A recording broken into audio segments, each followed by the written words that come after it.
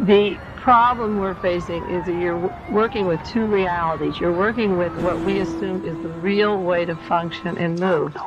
And then we're working with a system of what we call power, exchange of power, economic power, power over people, controlling their lives. And in order to do that, you disguise certain persons and send them into roles to influence. They become actors on a stage, and they influence our minds in a way that is not real, but affects a reality that will touch us later.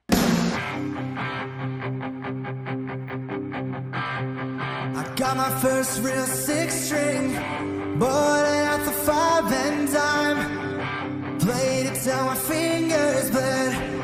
Was the summer of '69. Me and some guys from school had a band and we tried real hard. Jimmy quit, Jody got married. We should've known we'd never get far. Oh, when I look back now, that summer seemed to last forever. And if I had the choice, yeah, I'd always wanna be there. Those were the best days of my life.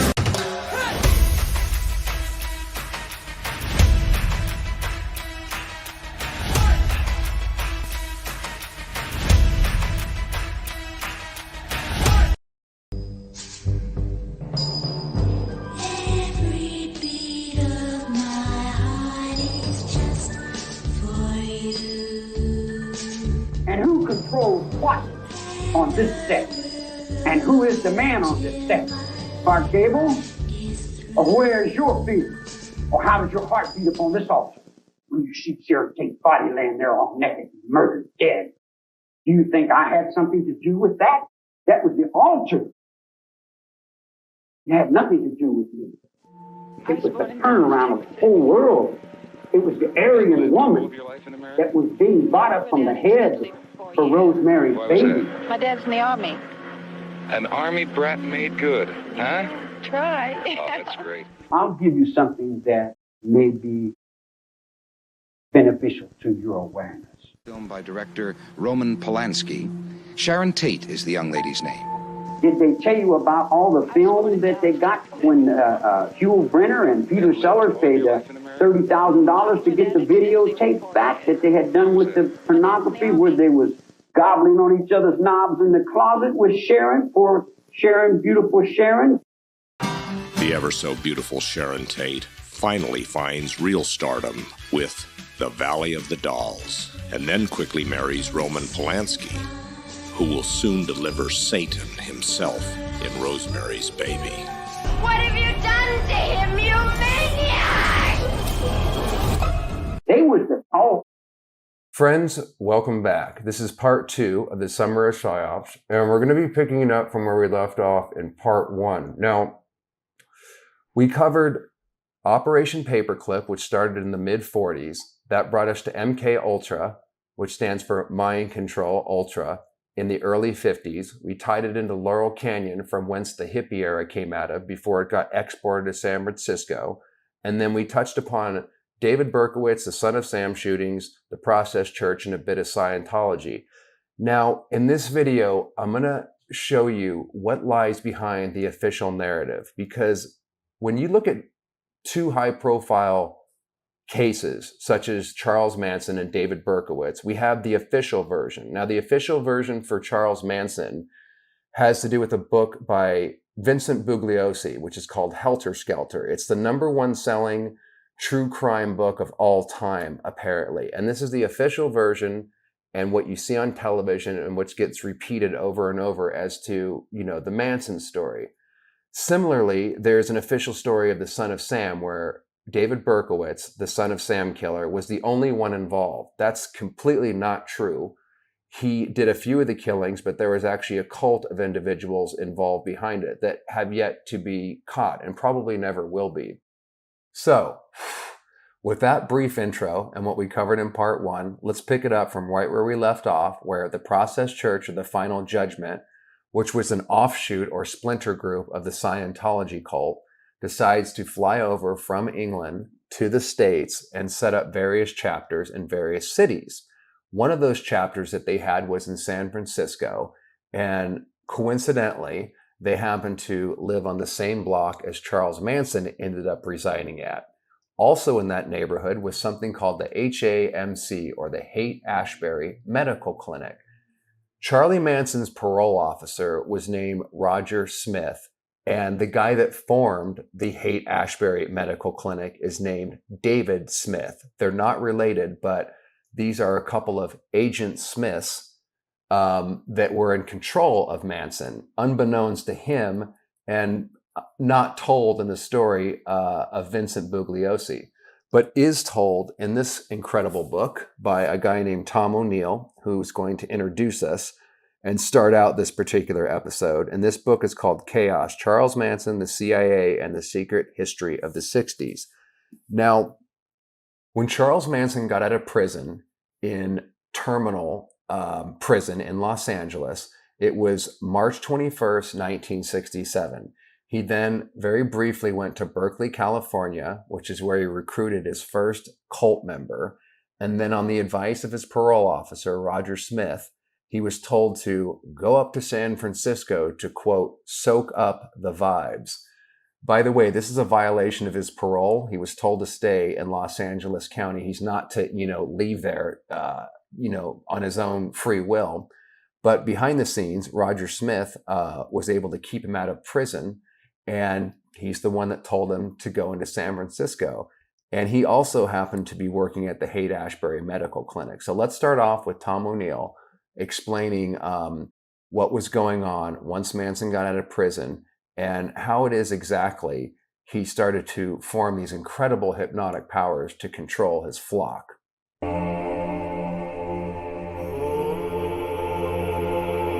The person who represented the federal government there was his parole officer, Roger Smith, the federal parole officer who was giving him leniency.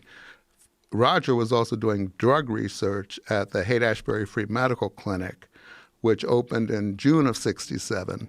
Manson, during that period, turned into the Manson that we're familiar with today, the monster, the embodiment of evil, as Vince Bugliosi called him, the guru who could control the minds of these followers. So he would come into the clinic to see Roger Smith. Well, he went for two reasons. It was a free clinic. It was at the height of the Summer of Love, the summer of '67. And he would come in with the women, the girls. He had about 5 or 6 followers then, and they would walk behind him. They wouldn't speak unless he spoke to them. Any command he issued towards them, they would follow. And they became very well known around the clinic, and they were there principally for Manson to see Roger for his weekly parole appointments. And then the girls were going in for STDs, and there were some pregnancies and stuff, and they were getting free treatment. That was the summer that the Manson family formed. And then they left in late '67, early '68, and migrated down to Los Angeles and became this killer cult. There was a free clinic in Haight-Ashbury for the hippies who were sick and didn't have hospitals to go to. Ray, come on over here. Bad drug trips led many in the Haight to Dr. David Smith's free clinic for treatment. The clinic opened in June of '67. I think we saw 25,000 patients the first year. And into that scene came the Manson family. Their place where they lived was right around the block on Cole Street, just 2 blocks from our clinic. Manson was a very well-known individual.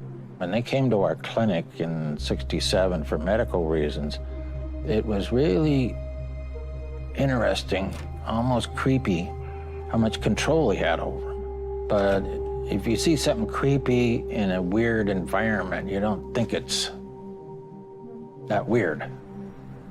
What I heard was that he was recruiting in the neighborhood, but there was a lot of recruitment going on by a number of different people. It was kind of like competing cults.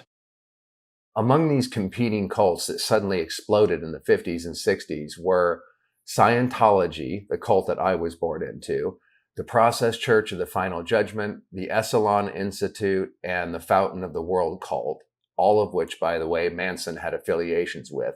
and 1,000 other ones that were being, quote, studied by the Central Intelligence Agency. Now, the Haight-Ashbury Medical Clinic was being funded by the Foundation's Fund for Research in Psychiatry, and this turned out to be a CIA front that was funding Dr. Roger Smith, Manson's parole officer, and Dr. David Smith, the founder of the HAMC's, drug research. Also having an office there was infamous MKUltra CIA operative psychiatrist named Dr. Louis Jolyon West. Now, in Scientology, we were taught not only to hate psychiatry, but that this guy in particular, along with Eli Lilly, who manufactured most of the LSD during the hippie explosion, we were taught to hate these people. Now, Hubbard knew all about Project MKUltra, and in part while he was trying to expose them, as we talked about in part 1, he was also performing his own version of MKUltra, which we'll cover more in detail as we go. So I want to introduce you to Jolyon West, who, like the Smiths, was another Agent Smith and happened to be doing research on the hippies while himself being an expert on brainwashing, an expert on mind control, and was one of the top MKUltra operatives. He went to his grave, which he died in 1999, and he went to his grave never admitting this, and he tried to snooker the Scientologist and the ex-Scientologist who called him out for being a CIA operative. And not many people could confirm or deny who the fuck this guy was. And he went to his grave keeping that a secret.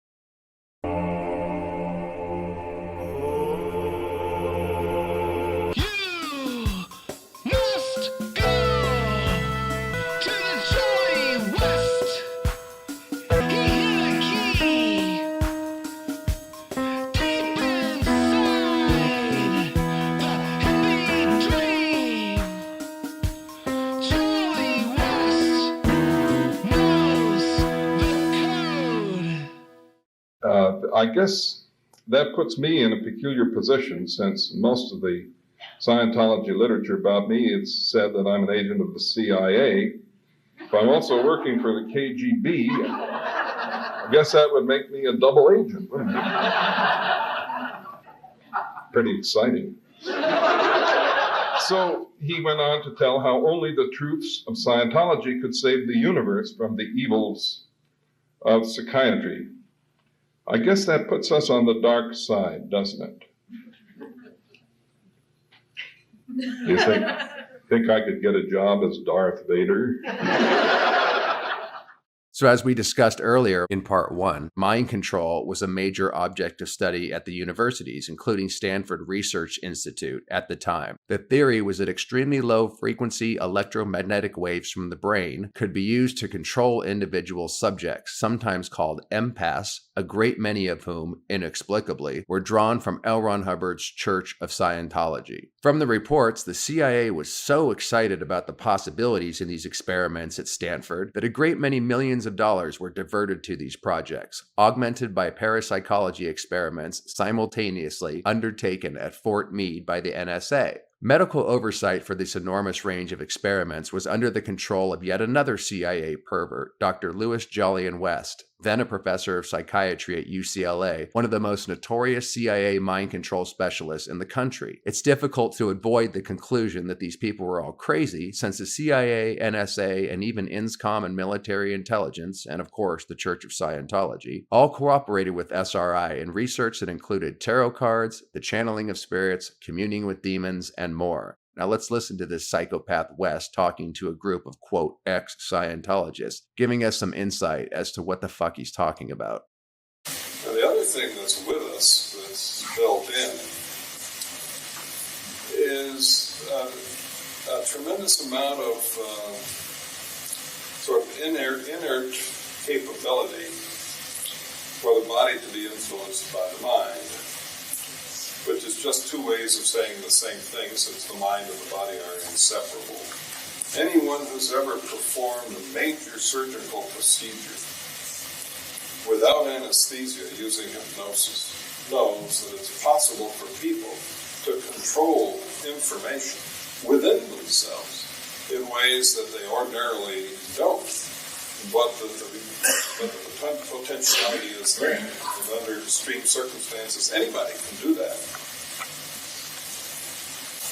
that means then that the shaman, the curandero, the quack, and the cult healer all have at their disposal access to these forces within each individual, and which can be manipulated and controlled as part of their procedures, whatever they are. Feelings towards everything. I feel no bad. I know no bad. I'm not against you. Huh? Are you bitter? Bitter? No. Now, let's put into layman's terms what this blowhard Jolyon West and these other MK Ultra Dr. Dickheads, including Hubbard, are actually talking about.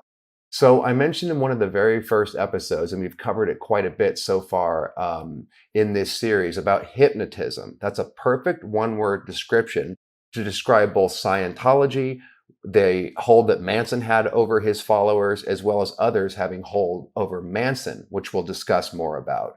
So I mentioned that it's a huge subject. It's a one-word description, but hypnotism encompasses a lot.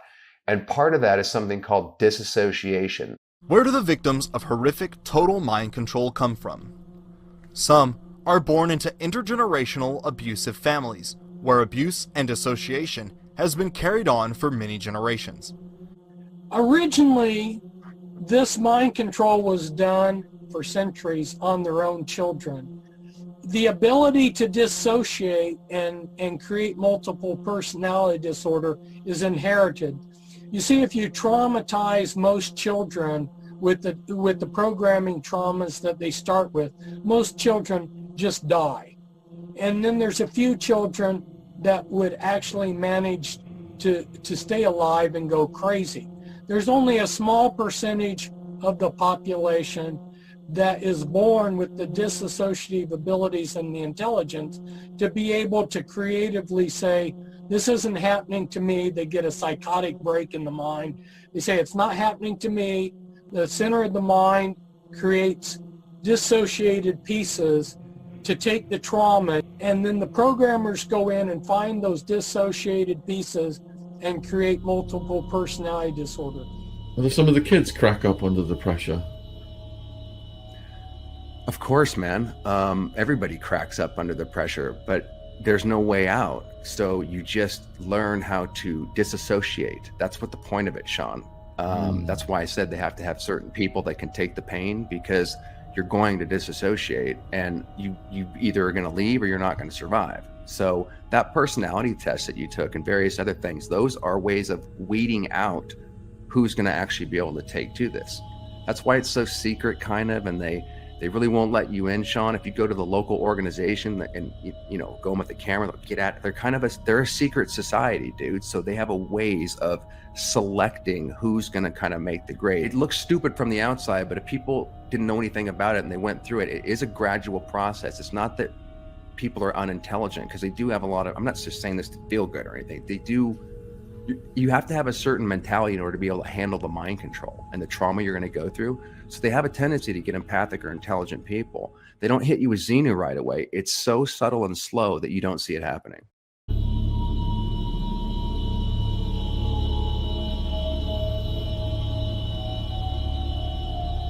In McNeil, a couple other critical things happened in Manson's development. On one of his reports from McNeil Island, it says that for the first time, Manson appears to be showing some self-awareness, and he credits it to his study of Scientology. Scientology has managed to sort of pick up a niche, and the prison officials, they may not know all the details of Scientology, but hey, it's a religion, it's recognized as one, so it must be good, it's got God in it. When he was in Terminal Island, there was a Scientologist. Manson picked up on this, and he did 150 hours of auditing, which is the Scientology term for counseling. And Manson started writing songs. What he was doing, which is quite revolutionary for the time, he started imbuing these songs with much of the philosophies that he was picking up from Scientology and also from his observations of human nature. So I think certainly Manson, at that point, he's actually left the persona of the petty criminal, and he's coming into his own. There's a time for living. The time keeps on flying. Vincent Bugliosi, who was both the prosecutor in the Manson trial as well as the dude who wrote the best-selling true crime novel of all time, Helter Skelter, contemplated, albeit relatively briefly, in his book, how did Manson come to have these almost supernatural powers of control over his flock? What he failed to ask is, where the fuck did Manson get these abilities? Now, we're asked to believe that Charles Manson, a guy with very little education and who spent most of his time in prison and was known to be a petty criminal, non-violent, suddenly gets out of prison, has a flock of followers behind him, and can create the kind of Manchurian candidates that the CIA just happened to be working on creating, which we talked about in part 1 with Project MKUltra and what was going on at the Haight-Ashbury scene. We're expected to believe that this dude was able to crack the code and be able to do something that the CIA was working on, spent decades trying to perfect, spent millions of dollars on research, in 80 different institutions, 44 including famous universities, in prisons, all over the US, including Canada and even in Europe. And they came back and said, yeah, we can't make Manchurian candidates. None of it worked. Yet Manson, L. Ron Hubbard, Jim Jones, David Koresh et al. Did figure this out. We're also expected to believe that Manson suddenly developed these abilities on his own and had his own free will and wasn't being controlled by anybody else. And if you believe that, I have a bridge that I would like to sell you. Manson was introduced to Scientology, as we talked about in part 1, by Lanier Raymer, and he was given 150 hours of auditing in addition to taking several courses. Scientology is often passed off, if people even know about it, as something that Manson wasn't really interested in. He thought it was crazy, and it wasn't a big input into his own programming and to his ability to control his followers. It wasn't really that big of a deal in Manson's life. Well, Scientology appreciates you saying that, but that belies what's actually going on. Other than music, which was Manson's love, Scientology stuck with him the longest. And you'll see as we go just how much of an influence it had on his followers and how much he used it. In addition to the 150 hours of auditing that Manson had, which is not a small amount of reprogramming and having false memories implanted into your mind, he did several courses, including the study course, the communication course, which is the training routines. We discussed that in detail in an episode called Beta Trap. He did something called the help course and many other courses. And like I talked about in part 1, he went around the prison desperately trying to get people into this. He thought this was the shit. And he also thought that he was able to take to Scientology much faster than those that introduced him to it because his mind wasn't as, quote, programmed as the rest. So, he freaked out during the auditing and did something that's called overrunning in Scientology. I promise you we'll break this down in detail when we talk about the auditing because it's a whole fucking subject unto itself. But I would often... in my thousands and thousands of hours of auditing, I would lose my mind constantly. That is what happens to you when you go through this disassociation process. Again, we'll discuss all about it because I don't think it's been broken down in any kind of actual precise detail, but it is causing multiple personality and disassociation from the very beginning all the way up to the confidential levels in particular, where it gets really brutal. I told you guys in a previous episode how I had a nervous breakdown doing OT3 and my dad had to come and try and rescue me and put my mind back together again. I also want to say that this programming has a tendency to break down in your late 20s to early 30s, so it's not permanent. And when that happens, they always send you back to the reprogramming center. And as long as they keep those compartmentalized pieces of your mind together, as long as you stay in Scientology, you can kind of keep a coherent, albeit insane personality together. But when you wake up out of that, like I said, usually somewhere in your 30s, it can cause you to absolutely lose your mind. We'll talk all about that in season 3 because that's what happened to me and many, many other people who have went through this process. This is just give you an idea of what's actually going on with Manson. Yes, he's a sociopath. Yes, he's a devious person. Yes, he studied how to win friends and influence people, and that had some impact on how he can control people. But his own programming, his own freaking out, his own trauma, as well as learning the tools of how to program other people, is happening to him in prison when he's doing this Scientology shit. There isn't a cult that he went to seek out after he got out of prison called How to Win Friends and Influence People. It was Scientology that he went to seek out, and it was Scientology that he got his members into, as we'll discuss as we carry on. So I discussed some of these drills that Manson did in prison, as well as used on his followers in previous videos. But one of them is called the CCHs, or communication, control, and havingness. It's so much gibberish involved trying to explain this, but to keep it simple, it's called hand mimicry. And this is one of the tools that that Manson was known to use with his flock. He's whatever a person wants to make of him. He's a mirror, actually. One of his things was to stop you during the day, and he'd put your palms up to his, and then he'd move them in any direction that he could. Or he'd make a series of faces, and then you were supposed to try to keep up with them. Hand mimicry. The auditor, while I'm sitting an uncomfortable distance from him, he's looking right in my eyes, and they're trained to speak in this cadence speech pattern. He says, put your hands up to mine and follow their, he says, put your hands up to mine, follow them, and contribute to their motion.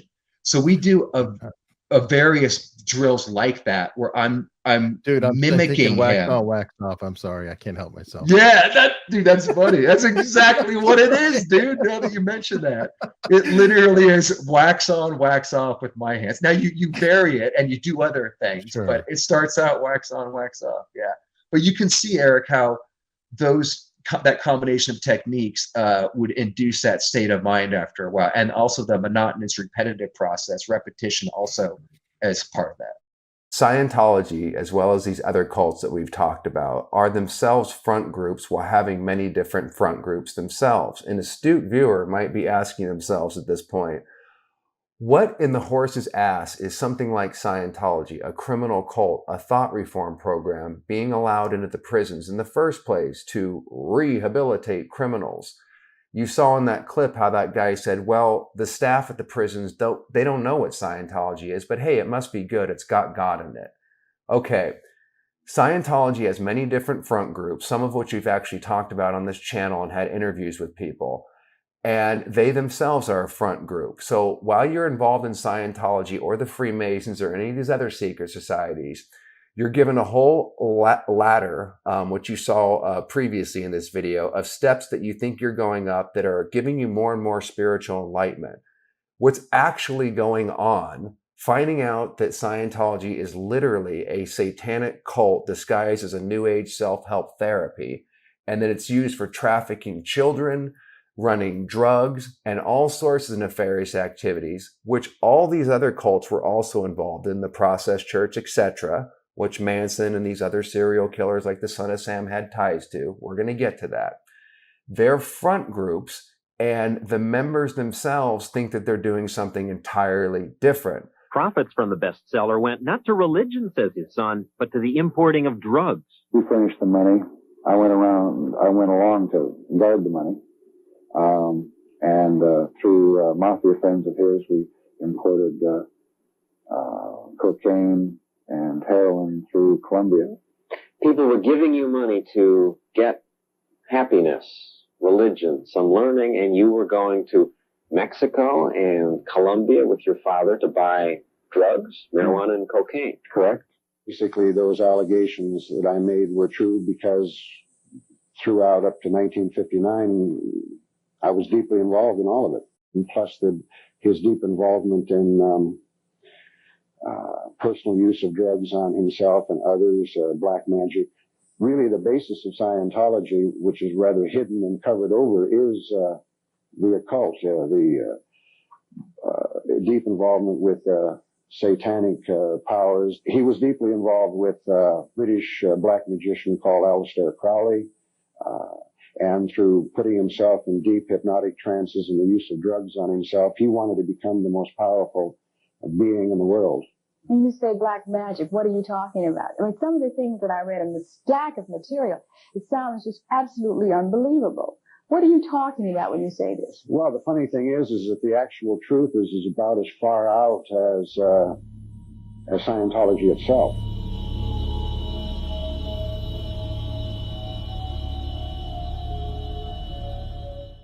It actually began in the late 60s, early 70s in the San Francisco area.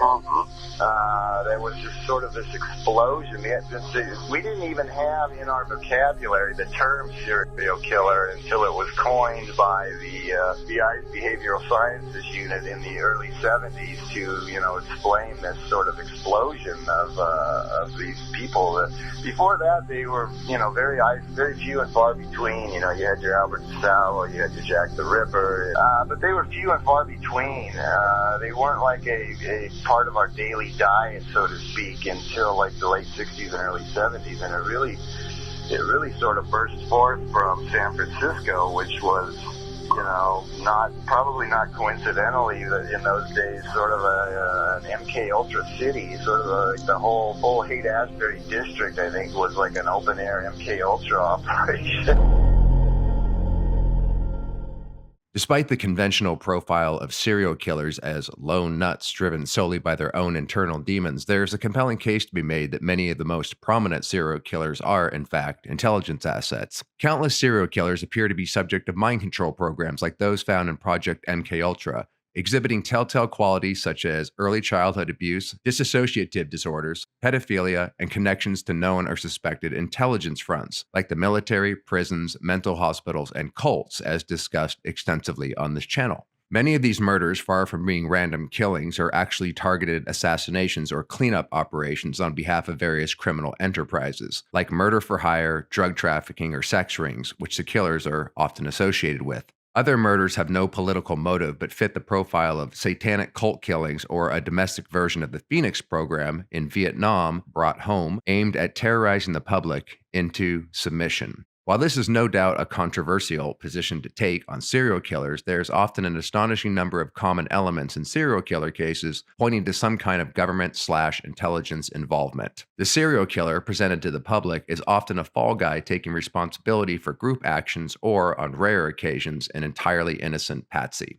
Program to Kill was very heavily influenced by Maury Terry's work on the Son of Sam case, and his theory basically that he put forth that it wasn't just David Berkowitz, that it was a whole cult of individuals that were behind these murders, and that, a lot of the reality of it was covered up, and that David Berkowitz was basically the guy who took the fall to protect the higher-ups. I think what we've got here is a psychopathic killer who is being very manipulative, who's playing Mr. Terry and others like a violin, selling them this really ludicrous story. I'm going to respond to that with one word: evidence. Look it up, know it, and then make that statement. Until then, Greg, I think you're out of your league on this case. No, sir, I think you're out of your league when you're dealing with serial killers. I've dealt with serial killers for a career, sir, and this just doesn't happen. I found during the investigation that there were at least 5 different people involved in the shootings. That came from eyewitnesses, told them about who the suspects were. We talked about the process, church. Just follow the evidence. My book is kind of taking that and expanding it and showing that on a broader scale that that's not really unusual, that that's not an anomaly, that that's kind of a pattern that exists with quote-unquote serial killer cases. Are you suggesting that maybe that there is a national link between all of these or many of these killings? That's the network that I am aware of that exists, and there's no doubt that that network exists. And that maybe we need to re-examine and revise our whole concept and understanding of what a serial killer is, because the traditional view that we have, by way of FBI profilers and whatnot, it just doesn't add up if you subject these cases individually to a high level of scrutiny. You find the same patterns and the same thread going through these stories. He had so much information So many variables of things that he was working on. 5 members of a so-called religious cult, including Charles Manson. Every time you turned around, there was another avenue to take, another thread to follow. First was satanic cults, and that led to pedophiles, child molesters. It became a web. And that web kept getting bigger and bigger, knitted together by the occult. My own trip down the proverbial rabbit hole began one fateful day back in January 2008 when this book, Combating Cult Mind Control, by Steve Hassan, was dropped off on my doorstep by a concerned acquaintance from my acting class, and my life has never been the same since. There's a lot more to tell in the story, and I think you can see why I said in part 1 of this particular episode why I needed to do it in 2 parts and break it down, because 1, it's a lot of information to take in, and 2, we haven't even scratched the surface. I'm not a conspiracy theorist. I don't have a natural inclination to study any of this crap. My life was on the line to understand what happened to me in Scientology. So I'm really grateful and thankful to a shitload of authors, some of which we covered in this series, and a couple more that I'm going to introduce to you before we go into the epilogue here. But I'm really thankful to the people that before me did go down that rabbit hole. That guy, Tom O'Neill, that we started this series off of, he went down that rabbit hole for 20 fucking years. And just reading his story, it reminded me I could relate so much to him just reading his incredible journey. I highly recommend starting off with that book, Chaos, Charles Manson, the CIA and the Secret History of the 60s by Tom O'Neill, to get, if you're new to this, to get introduced to this new version of events. And then check out Weird Scenes Inside the Canyon, like we also talked about. And then I would say follow it up with this book by Ed Sanders, which is called The Family. This is a fantastic breakdown, going deeper into the rabbit hole into the Manson family, as well as the Son of Sam and other serial killer ties.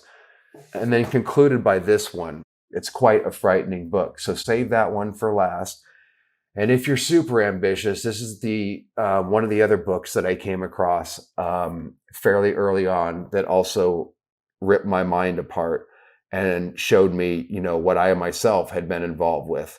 This goes deeply into Project MKUltra, Transformation of America, by the awesome Kathy O'Brien. I'm going to try to get her on the show here. I've reached out to her a couple times. I'd love to talk to her. She has an unbelievable story. But she was at the top levels of this MKUltra mind control, which, as Charlie Manson said, if the true story of and motive of the Manson murders ever came out, it would lead all the way to Washington, D.C. And I'll just leave it there. And like I said, we'll be continuing on with more of my story. I'm just a random dude who woke up to the fact that my life wasn't just a little bit different than I thought it was growing up. My life and the world that I live in is nothing like I thought it was when I was growing up. Look for sunny skies today with a high of 95 downtown, up to 105 in the valleys and 80 at the beaches. Light to moderate smog.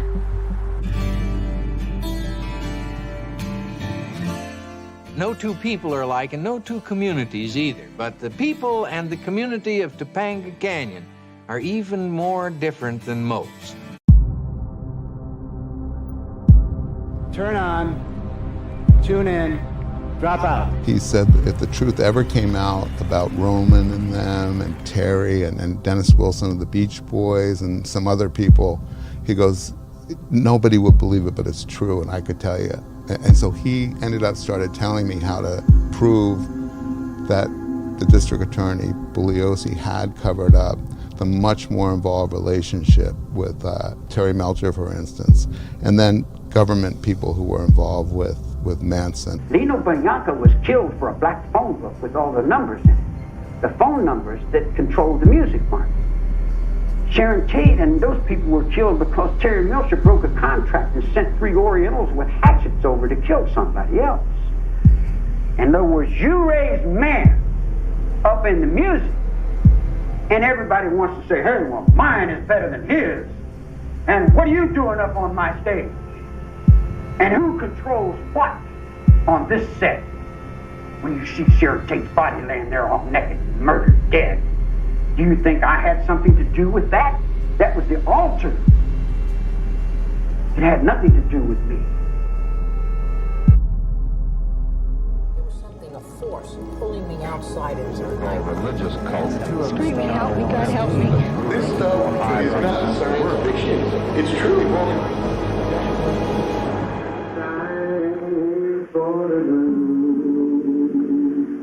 The time keeps on flying. Recognize the song? And all you do is crying. Can you feel? The feeling's real. Look at your game, girl. Yeah, that's an old song. Yeah, I guess these are all back in the 60s. Girl, what a mad delusion. Living in that confusion. Frustration and doubt. Can you ever live without the game? The sad, sad game. Mad game. Just to say your love's not enough. If on you can't be true.